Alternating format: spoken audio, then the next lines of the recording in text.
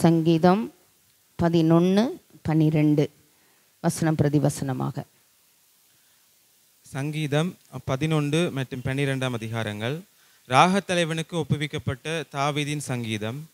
நான் கர்த்தரை நம்பியிருக்கிறேன், பின்னே ஏன் நீங்கள் என் ஆத்மாவை நோக்கி பட்சியைப் போல உன் மலைக்கு பறந்து போ என்று சொல்லுகிறீர்கள்?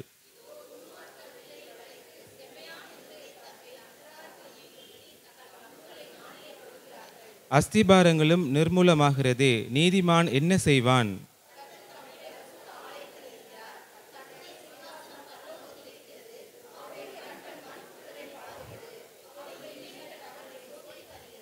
கர்த்தர் நீதிமானை சோதித்தருகிறார், துன்மார்க்கனையும் கொடுமையில் பிரியமுள்ளவனையும் அவருடைய உள்ளம் வெறுக்கிறது.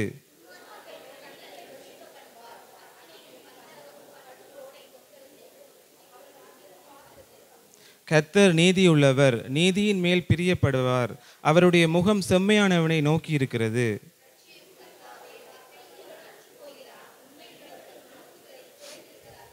அவரவர் தங்கள் தோழரோடே பொய் பேசுகிறார்கள், இச்சக உதடுகளால் இருமெனதாய் பேசுகிறார்கள்.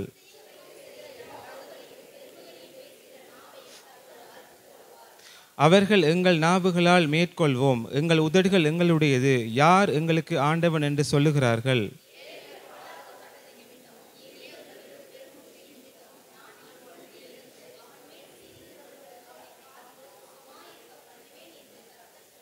கர்த்தருடைய சொற்கள் மண் குகையில் 7 தரம் உருக்கி புடமிடப்பட்ட வெள்ளி கொப்பான சுத்த சொற்களாயிருக்கிறது.